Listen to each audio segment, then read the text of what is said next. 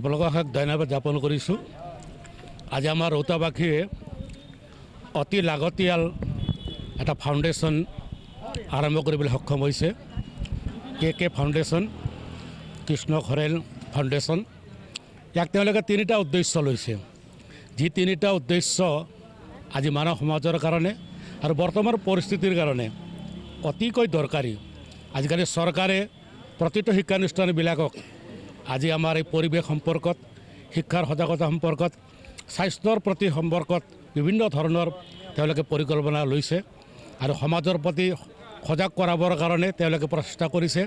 সঁচাকৈ আজি আমাৰ তেওঁলোকৰ সন্তানে কে ফাউণ্ডেশ্যন মাৰফতত তেওঁলোকে পৰিৱেশ সজাগতা, স্বাস্থ্য সজাগতা আৰু শিক্ষাৰ সজাগতা সম্পৰ্কে যিটো ব্যৱস্থা কৰিলে, তেওঁলোকে নিজৰ উদ্দেশ্যবিলাক বক্তব্য ৰাখিছে, সমাজৰ সহযোগিতা বিচাৰিছে আৰু গোটেই সমাজৰ মানুহবিলাকক যিসকলে ইয়াত উদ্যম ল'ব পাৰে তেওঁলোকক নিমন্ত্ৰণ কৰিছে। তেওঁলোকেও কৈছে যে আপোনালোকে যিটো উদ্যম লৈছে ভৱিষ্যত প্ৰজন্মৰ কাৰণে, তাৰ কাৰণে প্ৰত্যেকে ইভেন চৰকাৰেও বিভিন্ন ধৰণে তেওঁলোকে সহায় সহযোগ কৰিব। তাৰ কাৰণে বিভিন্ন বিভাগ, চৰকাৰী বিভাগ আছে, সমাজ কল্যাণ বিভাগ আছে, অন্যান্য বিভাগ আছে, তেওঁলোকক সহযোগ কৰি অনাগত দিনবোৰৰ নেক্সট জেনেৰেশ্যনবিলাকত, অহা জেনেৰেশ্যনৰ কাৰণে যিটো ব্যৱস্থা ফাউণ্ডেশ্যন যিটো ক্ৰিয়েট কৰিব লাগে সেই ব্যৱস্থা তেওঁলোকে কৰিবলৈ ওলাইছে। মই তেওঁলোকক আপোনালোকৰ মাৰফতত অশেষ ধন্যবাদ জ্ঞাপন কৰিছোঁ।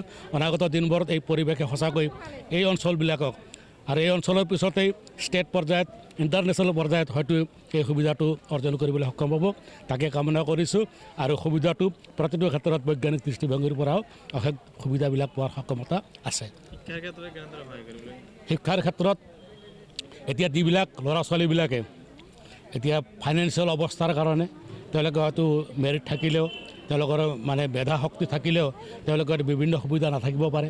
তেওঁলোকে কেৰিয়াৰ কাউন্সিলিঙৰ কাৰণে, জীৱন গঢ়াৰ কাৰণে যিবিলাক ব্যৱস্থা থাকে, ৰাস্তাবিলাক থাকে, সেই ৰাস্তা হয়তো নাজানিব পাৰে অসুবিধাৰ কাৰণে। সেই ব্যৱস্থাবিলাক এওঁলোকে ৰাস্তাবিলাকক বিভিন্ন ধৰণে দেখুৱাব। ইভেন তেওঁলোকে আৱশ্যক হ'লে আৰ্থিক দিশত সাহায্য কৰি হ'লেও তেওঁলোকক আগবঢ়াই নিয়াৰ ক্ষেত্ৰত বৰ্তমান পৰিস্থিতি সাপেক্ষৰ শিক্ষাত তেওঁলোকে সহায় কৰিব সক্ষম হ'ব। হয়, এই গছপুলিটো আজিতো পৰিৱেশৰ উৎকৃষ্ট যিটো প্ৰচেষ্টা, পৰিৱেশ অক্সিজেনৰ অভাৱত, গছ গছনিৰ অভাৱত যিটো পৰিস্থিতিৰ উদ্ভাৱন হৈছে, আমাৰ ইমবেলেঞ্চ যিটো ভাৰসাম্যতাহীনতা পৰিৱেশৰ সৃষ্টি হৈছে, তাৰ একমাত্ৰ ৰক্ষা কৰাৰ উদ্যম হৈছে বৃক্ষৰোপণ। অক্সিজেনৰ এটা পৰিৱেশ আনিব, সুৰক্ষা কৰিব। এইটো আটাইতকৈ গুৰুত্বপূৰ্ণ বিষয়টো। এতিয়া গোটেই বিশ্বব্যাপী পৰিৱেশ সংৰক্ষণৰ ওপৰত গুৰুত্ব দিছে আৰু তাকো এওঁলোকে ব্যৱস্থা কৰিছে। দুজন ল'ৰা, আমাৰ মাধৱ খৰেল আৰু যাদৱ খৰেল, তেওঁলোকে পিতৃৰ নামত, কৃষ্ণ খৰেলৰ নামত তেওঁলোকে তিনিটা বিষয়ক লৈ পেলাই এটা NGO এটা আজি অপেনিং কৰিছে বা ইনগৰেশ্যন কৰিছে। সেই তিনিটা অনুষ্ঠান বিশেষভাৱে স্বাস্থ্যৰ ক্ষেত্ৰত, শিক্ষাৰ ক্ষেত্ৰত আৰু এটা হ'ল স্বাস্থ্যৰ ক্ষেত্ৰত, পৰিৱেশৰ ক্ষেত্ৰত। এই তিনিটা কি বুলি কয় স্তম্ভত তেওঁলোকে হাত দিব ওলাইছে। এই তিনিটা যিটো বস্তু জীৱনৰ কাৰণে, মানুহৰ কাৰণে, এজন ব্যক্তিৰ কাৰণে যিটো দৰকাৰ, বাচি থকাৰ কাৰণে যিটো বেছিকৈ প্ৰয়োজনীয়, সেই তিনিটা বস্তুতে তেখেতসকলে হাত দিছে। মাধৱ খৰেল আৰু যাদৱ খৰেল, কৃষ্ণ শৰ্মা বা কৃষ্ণ খৰেলৰ পুতেক দুজনে। আমি নথৈ আনন্দিত হৈছোঁ। মোক তেনেকেই তেওঁলোকে জন্ম পিতা নহ'লেও মোক এনেই দেউতা হিচাপে, দেউতাৰ বন্ধু হিচাপে তেওঁলোকে মানে, সেইকাৰণে মোক আজি প্ৰাক্তন বিধায়ক হিচাপে ইয়াত উপস্থিত থাকিবৰ কাৰণে মোক মাতিছিলে। আজিৰ পৰা এসপ্তাহমানৰ আগতে মই যোৱাকালি আৰু তাৰ আগদিনা 3 দিন আগত মই কোকৰাঝাৰ এই বিজনেছহে আছিলোঁ, বড়ো সাহিত্য সভাৰ তাত প্ৰতিনিধি হিচাপে আছিলোঁ।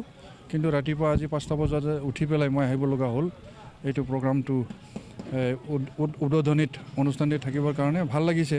আৰু ৰাইজৰ যিখিনি উপস্থিতি, ৰাইজৰ যিটো উৎসাহ উদ্দীপনা বা ৰাইজক তেওঁলোকক যিটো আশীৰ্বাদ দিছে, নিশ্চয় তেওঁলোকে এই তিনিটা স্তম্ভত যিটো হাত দিছে সেইটো নিশ্চয় ফলৱতী হ'ব।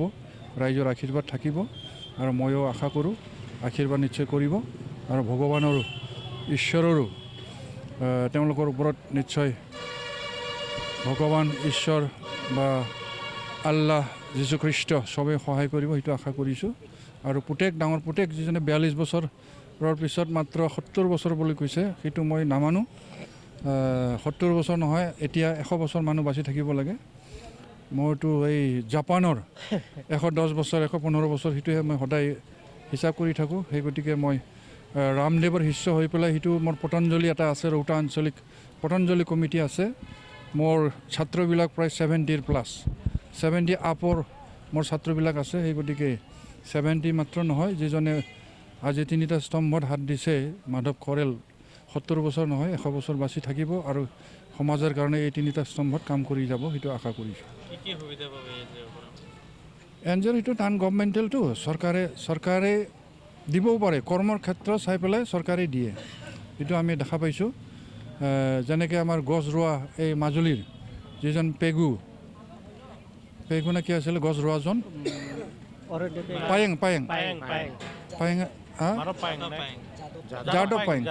যাদৱ পায়েঙে তেখেতে অকলে হাজাৰ গছ ৰুইছিল, এতিয়া হাজাৰ এতিয়া জীয়েকজনীও ৰুই আছে। সেইটোত নিশ্চয় কিবা এই চৰকাৰৰ সহায় সহযোগ আছে। আৰু তেওঁলোকেও যদি নাম গভৰ্ণমেণ্টেল যদিও কৈছে, তথাপিও পিছত তেওঁলোকৰ ইণ্টাৰনেশ্যনেলি কিছুমান চেৰিটি ফাণ্ড আছে, সেইবিলাক পাবলৈ তেওঁলোকে সক্ষম হ'ব। এতিয়া যুক্তৰাষ্ট্ৰৰ কথাই কওঁ, আমেৰিকাই কওঁ বা ইউৰোপ ইউনিয়ন কাণ্ট্ৰিত তেওঁলোকৰ তেনেকৈ চেৰিটি ফাণ্ড থাকে, সেইবিলাকত এপ্লাই কৰিলে নিশ্চয় তেওঁলোকে নন গভৰ্ণমেণ্টেল। ইণ্ডিয়া গভৰ্ণমেণ্টত তেওঁলোকে এপ্লাই নকৰিলেও তেনেকৈ সন্তুষ্ট হৈ পেলাই ৰাইজৰ কাৰণে কাম কৰিছে। বিশ্বৰ শান্তি বা সুস্বাস্থ্য ৰাখিবৰ কাৰণে তেওঁলোকে কাম কৰিছে। সেইটো ক্ষেত্ৰত নিশ্চয় নাম গভৰ্ণমেণ্টেল হ'লেও এই চেৰিটি ফাণ্ড থাকে, তেওঁলোকৰ পৰা সেইখিনি সহায় পাব বুলি মই আশা কৰিছোঁ।